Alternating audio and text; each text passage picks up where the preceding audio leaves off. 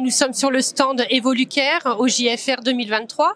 Je suis en compagnie de Olivier Klatz, qui est directeur du Ségur du numérique au ministère de la Santé. Bonjour Olivier. Bonjour.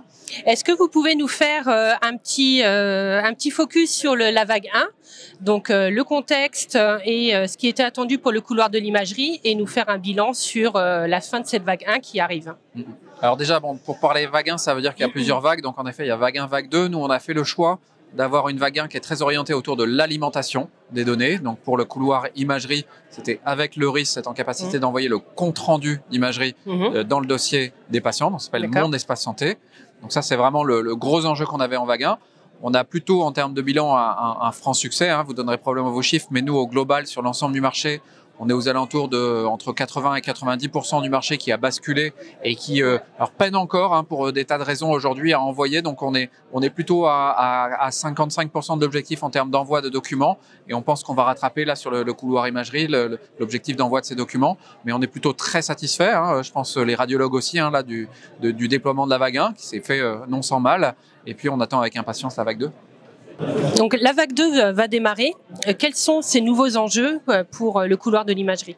Alors du coup, comme on vient de parler de la vague 1 et de l'alimentation, évidemment, la vague 2, c'est le complémentaire, c'est l'utilisation de ces données, l'intégration dans les logiciels, la consultation de ces données. Donc ça, c'est très vrai pour le RIS. Et puis on vient avec une nouveauté, évidemment, sur la partie imagerie qui concerne à la fois les radiologues et la médecine nucléaire, avec ce qu'on appelle la Dreambox, qui est en fait un composant logiciel qui permet de partager les données, à la fois pour que le patient puisse y accéder depuis son compte rendu directement, donc accéder à ces images. C'est un usage, mais probablement plutôt minoritaire. Et puis l'usage principal, c'est évidemment l'accès aux données par les correspondants, qui soient autres médecins, typiquement des chirurgiens, des spécialistes, et puis les radiologues, les correspondants qui viennent chercher l'antériorité des patients qu'ils n'ont pas eu en amont dans leur propre cabinet ou hôpital. Le cahier des charges va bientôt sortir. Quel est le calendrier qui est prévu pour cette vague 2? Alors, nous, on a l'ambition là de publier maintenant très rapidement, avant la fin de l'année. Donc, on vise encore novembre, on verra, mais c'est vraiment nous l'objectif avant la fin de l'année. Et ensuite, on est sur un temps de vague 2 qui est similaire à la vague 1. Donc, la vague 1 après évolution des dates. Donc, en gros, une vague 2 qui devrait durer 2 ans, avec différents jalons au sein de ces 2 ans. Un premier jalon pour les éditeurs pour venir se faire référencer, donc avoir la conformité technique. Un deuxième jalon pour une deadline de commande, c'est-à-dire après cette deadline, les éditeurs ne pourront plus aller chercher des clients, et une troisième deadline qui est une deadline de déploiement. Et donc on a 3 temps comme ça qui se répartissent au sein des 2 ans.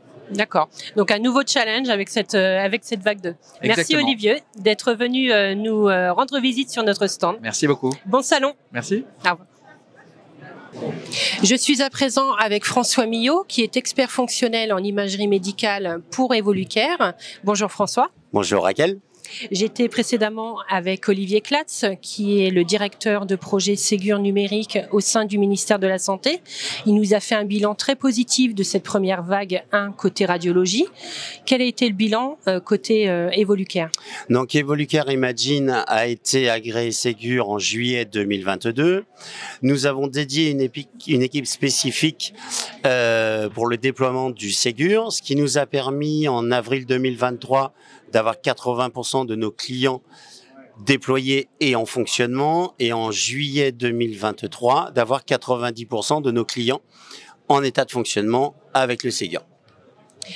Quelle méthodologie avez-vous appliquée pour atteindre ces objectifs? Donc, nous avons appliqué une méthodologie en 3 temps. La première étant d'expliquer aux clients ce qu'est le Ségur et pourquoi il faut mettre le Ségur et donc qualifier les l'INS du patient. La deuxième phase, le recueil technique des informations que les équipes ont besoin pour pouvoir paramétrer le système. Et la troisième phase, l'accompagnement des clients pour la partie Ségur. Donc là, on est en train de terminer la vague 1 du Ségur. On va démarrer bientôt la vague 2. Il y a un cahier des charges qui va sortir en fin d'année. Absolument. Le cahier des charges publié par le ministère devrait être disponible d'ici la fin de l'année. Et donc, nous avons déjà, commencé à travailler sur le cahier des charges provisoire. Donc, les prochains projets vague 2, Dreambox, on fait le bilan au JFR 2024 ? On fait le bilan au JFR 2024. Merci François. Merci Raquel.